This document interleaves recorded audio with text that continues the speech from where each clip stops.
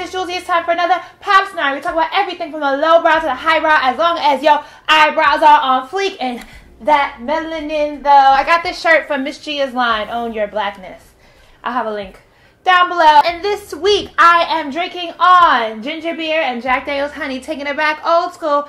Clink, clink, clink, clink, clank. Sip on these, boo-boo. Okay, so I took a little while to get around to this Pops Night because I was really kind of offended by some of the reaction of black women towards my video on Sandra Bland, and then I ended up doing another video for the following Smartbrowngirl Thursday talking about how I'm just going to be unapologetic about my stance on it. And quite frankly, I feel like anybody who watched that Sandra Bland video and feel like Sandra Bland should have done something different, or watches it and feel like now they're going to be silent and not speak up for their rights or whatever, they could just go ahead and unsubscribe for me. Like, I ain't got time for y'all. I really just bye, leave, go, nope. And then this whole idea that, oh, I'll just fight it in court. Like, have you fought like a driving ticket in court against the cops? Like, the system is set up for you to lose. The cop's word is always taking over your word. So it's just super offensive that black women watch that video and take away lessons on how black women need to change, but have nothing to say about how the police and the actual process need to say. But I did a whole video on that already. A whole blog post on that already. You could click right here to check that out, because I'm just not, nope. Because the cops are still killing us illegally. Let's talk about Samuel Du Bois out of Cincinnati, Ohio. Ohio, y'all are killing the game, literally. So this incident happened at University of Cincinnati, where a police officer pulled over Samuel Du Bois for not having a front plate license. A lot of states now are removing the need to have a front plate, including Ohio. Sam mentioned to the police officer, oh, well, I don't even need to have a front plate no more, so I don't understand, you know. And he was very polite about it, very respectful about it. He did have a bottle of gin in the car. The police officer asked him what his bottle was. Sam handed over the bottle to him. The problem came when the police officer tried to enter his car. Now, Sam did not have his driver's license on him. You can pull up somebody's record without their license. You can ask them for their name, their security number. None of that ever happened. The police officer went for the car. Sam went to turn on his ignition, and the police officer fired. Like, within 2 seconds. The video is super graphic. It's super disgusting. And I'm just, quite frankly, I'm still over trying to tell the oppressed how to change and not addressing the behavior of the oppressor. Because I'm sure there are people out here that are like, Sam could have just got out the car. Sam could have just handed over his license. Sam could have, would have, should have, da-da-da-da-da. And what you're doing is victim shaming, because now you're putting the fault on the victim. No matter how eloquent the words you use, no matter how much you want to sugarcoat it, you are still victim shaming, because you can write entire paragraphs, essays, speeches, try to mummify the persona of MLK as if he was just all about peace. Come on, read a history book. Like, get it together. The civil rights era was not peaceful. And it's just like, I don't know why people are just so hell-bent on ignoring history and ignoring how change actually comes about here. And I'm just not here for trying to shame the victim and ignore the damn devil. Like, girl, I know there's a scripture somewhere in the Bible that done talked about it. Somewhere probably in the book of Psalms where he told y'all was dumb as fuck, or in Proverbs, or somewhere in 1 Corinthians. Somewhere Peter, Paul, David, and the other Negro is probably telling y'all that y'all dumb for turning a blind eye to the evilness that is happening and not speaking out against it. Somebody find out the scripture for me and post it down below. Bobby Christina, the daughter of Whitney Houston and Bobby Brown, unfortunately passed away this past week at the age of 22 years old. She had been in a medically induced coma since January and then in a hospice, I believe, for the past 2 months. I find sad about the entire Bobby Christina situation is that it was like a slow burn. Like, you saw it coming and there was absolutely nothing you could do about it. Ever since her parents had that reality show on Bravo, being Bobby Brown, and seeing the train wreck that was her relationship, then her mother passing away. And she was really, really close to Whitney. And this, I don't know that the child ever got the help. But what's interesting is I recently went and saw a documentary, Amy, about the life of Amy Winehouse. And it just to note how once you get this excess of money and power, there's very little people can do to stop you from doing harm to yourself. It's such was the case with Amy Winehouse, who passed away of alcohol poisoning at 27, in that no one could kind of stop her. It's like, there's this small sliver of time right before a person reaches their peak as far as like the paparazzi following them and fame kind of entering into their life, where you have time to kind of help them curb whatever their bad habits were. And it's just like, Bobbi Kristina never had that moment. There never was that time for her. She was thrown into the spotlight at a very young age. And, you know, I mean, I get annoyed when people bring Beyonce into everything too, but I always, every time I look at the way Beyonce has been super private with her daughter, Blue Ivy, and other celebrities, especially black celebrities, who are very kind of private with their children, I always feel like Whitney Houston and Bobbi Kristina are kind of hopefully the last of an era where you really see these black celebrity children go through really depressing times. It's like Marvin Gaye's kids is a hot ass mess. You know, there's that whole era of like super big black celebrities and all their kids just came out tragic. Diana Ross is the only one that had kids with some damn sense, so shout out to her. But everybody else out of that like entire 30-year period, we had these super big black pop star icons and their kids just kind of, yeah, no bueno. It's been interesting though to see all these beauty bloggers kind of be like, R.I.P. Bobbi Kristina, like they really cared, and like they didn't make fun of her. But you know, none of these beauty bloggers can say R.I.P. Sandra Bland or hey, Black Lives Matter. Hey guys, just shout out to Black Lives Matter.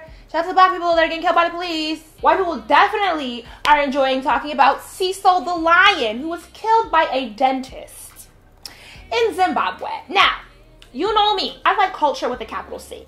I specifically like the culture of the African diaspora.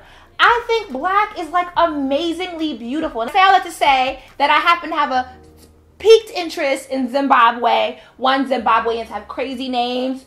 Two, Robert Mugabe is like the last of the big stick leaders in Africa.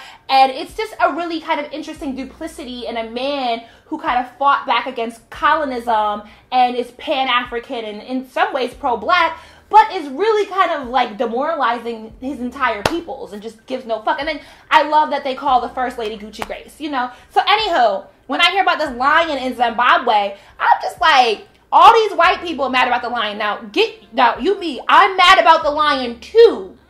I'm just wondering, is while we mad about the lion, can we be mad about what's happening to the people of Zimbabwe? Can we be mad about what's happening to black people around the world? Can we be mad about the treatment of human beings? To get to this dentist though, this dentist paid $55,000 to pull this lion, Cecil, out of the park. He was on a national park in Zimbabwe. He was being tracked by some observatory. That's somebody's yearly salary. $55,000.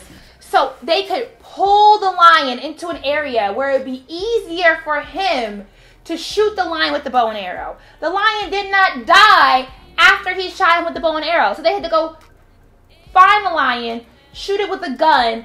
They scalped it, cut off his head, and all he's going to do with this is probably, what's the taxidermy in? You know, where they have like the lions and shit hanging on their head, like lions, tigers, and bears. Oh my. I don't even get the point of like hunting a lion. Like, I don't get in 2015. Lions ain't been hurting nobody since the Wiz. I'm confused on multiple levels because I trust you me, I'm mad about the lion too. Like, that's some BS. That dentist, you know, it's unfortunate because Zimbabwe does not have the infrastructure to actually put that dentist on trial and charge him with anything. So I don't think anything finna happen to this white man. He gonna get away scotch-free. But to me, it's like, what is this whole industry of hunting anyway in gaming in the 21st century? Like, it's not even necessary. And you can game in America. You can game on gaming reservations where animals are groomed that are not in danger of being extinct. Like, to go after an animal in its natural habitat, pull it out of its natural habitat because you don't want to get killed, and then you kill the lion for what purpose? Like, what? I don't even get the enjoyment out of hunting. Like, there's so many other things you can do in this world. You can go kill a black person for fun in 2015. For all that, nobody's gonna cry about that though. Drake versus Meek Mill. Now, I am entirely befuddled by this entire supposed beef. I don't know how real it is. I don't know what it actually is. But Meek Mill has been on his feelings on Twitter. Now, I'm not necessarily campaigning for Nicki to get back with Safari, even though maybe on the low I wouldn't be mad if it happened. But there's nothing that I find attractive about Nicki and Meek Mill together. Like, there's nothing appealing about that relationship. And I know it is unfair to kind of put the actions of Meek Mill on Nicki, But it is, you have to ask the question of like, when Nicki and Drake already have a very well-established relationship, you know, he, on her last album, he's on Only talking about how he would like to sleep with Nicki once she breaks up with her man. And this is what she put on her single. This is a beef between two people that you're very close with and a person that you have allowed to kind of say hypersexualized things about you, and you're okay with it. You guys kind of play it out and pay it to mind for your fans about it. So for Meek to come after Drake now and talk about Drake as a ghostwriter. Now, look, ghostwriting is a real live industry in the music industry. If you ain't already know. I, quite frankly, do not care. Put out a hot song. I'm going to turn up to it in the club anyway. To me, you having a ghostwriter does nothing for me. I don't care. I have no ambitions of being a writer. It's not going to crush my soul. I'm sure all 20 million Negroes out here still have dreams of being rappers one day. Give it up. Are hurt by Drake supposedly having, like, it matters to them whether or not Drake has a ghostwriter. To me, it matters not. But Drake dropped a diss track. I didn't even really listen to it because I didn't really care. I'm still, you know, was it hot? Can I turn up to it at the club? That's all I care about. But I did listen to the Meek Mill diss. We want to know or something. I want to know. So, girl, it was just so bad. It was so bad and tragic. Like, Meek, like, no. Like, you can't go out like this. But I will know, for all my benevolence towards this supposed beef, Twitter was lit on Friday night. Like, the memes, the laughs, the gags, ha ha ha. And there's some councilman out of Toronto, some old white man. Twitter handle is @Norm, and he's just shutting shit down. Norm tweeted, "This is the reason why people hire ghostwriters. We didn't want to know. When a white man, white politician is coming for you in a rap beef battle, you lose, Meek Mill. You lost." I briefly talked about Russell, Ciara, and Future last week. So recently there's a picture of baby Future with Ciara wearing Russell's jersey and hugging him. And there seems to be, people feel like they can now have a discussion about whether it's appropriate or not for Ciara to introduce her young son to her boyfriend, and if, you know, she's making the wrong move. And I've seen a lot of kind of conversations on my Twitter timeline about how people don't approve of it. And it's just like, again, this is one of those things that's like, how do we have an opinion on this? I guess people are really big fans of Future and they really want to defend him or whatever. You know, go ahead, trumpet him for a fuckboy if you wanna. But to me, I just don't see any point in negatively discussing an image of a young boy kind of appreciating a good role model. And I feel like, you know, you might not raise your kids like that, fine. But, you know, allow her to raise her child. And until she really makes a misstep or really does something wrong, I just don't really understand why Ciara is catching so much heat about her relationship with a man who has 4 different baby mamas.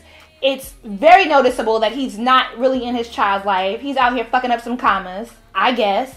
And why she's taking heat for moving on to someone who she deems is better and having a very pleasant relationship with him. Like, the news stories about Russell and Ciara, I just feel like are non-news stories. So, like, y'all, there's much more complex things going on in the world to talk about. Not them. But that's it. If there's anything I missed, comment down below in the description box. Let me know what you were sipping on. We have shipped out all our Smart Brown Girl shirts this week. Mugs will be shipping out next week. So go ahead, order yours because we got them rolling in. And next Pop Snark, I'll have my mug too. So sip, sip, sip. Clank, clank, clank, clank. Deuces.